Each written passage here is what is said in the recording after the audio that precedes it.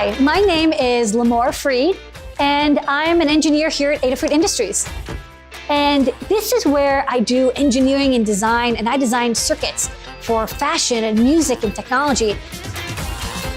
My name is Federico Gomez Suarez, and I'm a software developer with Microsoft Hack for Good.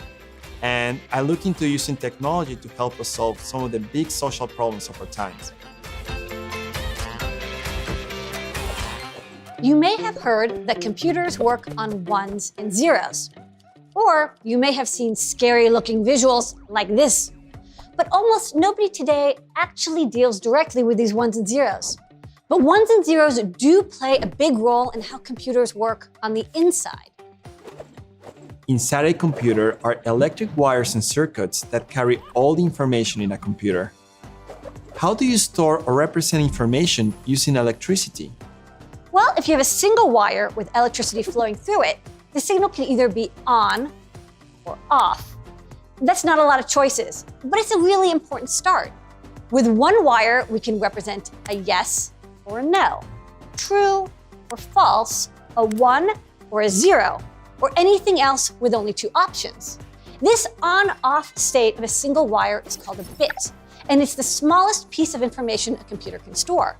If you use more wires, you get more bits.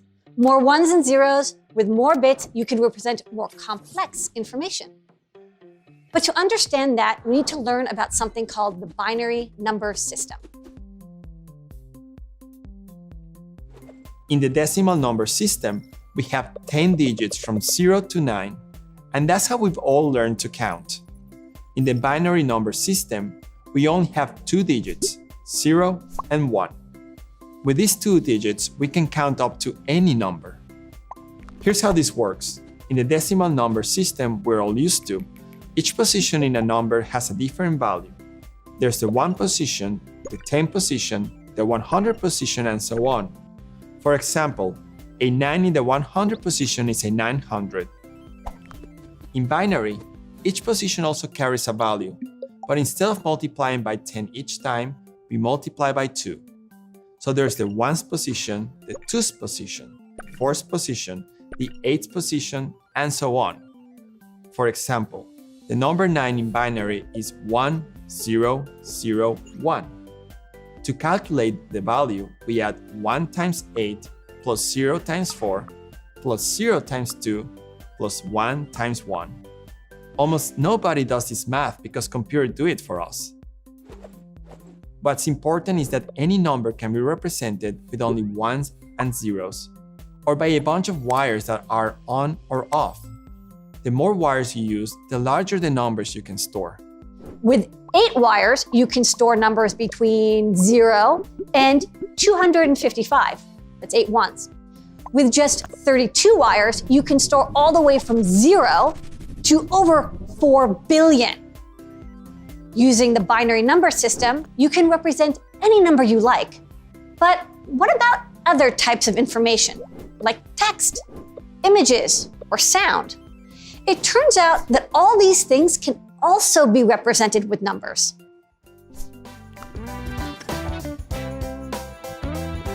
Think of all the letters in the alphabet. You could assign a number to each letter. A could be 1, B could be 2, and so on. You can then represent any word or paragraph as a sequence of numbers.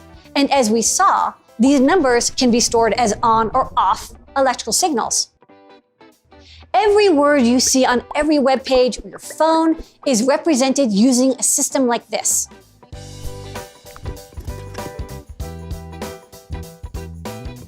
Now, let's consider photos, videos, and all the graphics you see on a screen.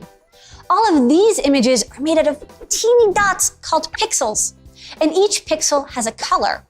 Each of the colors can be represented with numbers.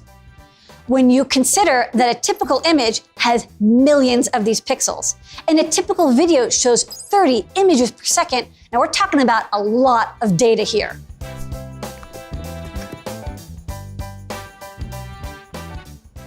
Every sound is basically a series of vibrations in the air. Vibrations can be represented graphically as a waveform. Any point on this waveform can be represented by a number. And this way, any sound can be broken down into a series of numbers. If you want higher quality sound, you would pick 32-bit audio over 8-bit audio. More bits means a higher range of numbers.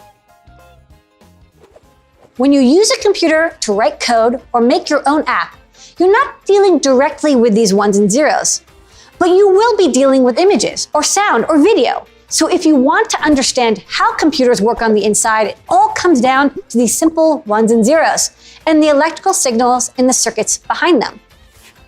They are the backbone of how all computers input, store, process, and output information.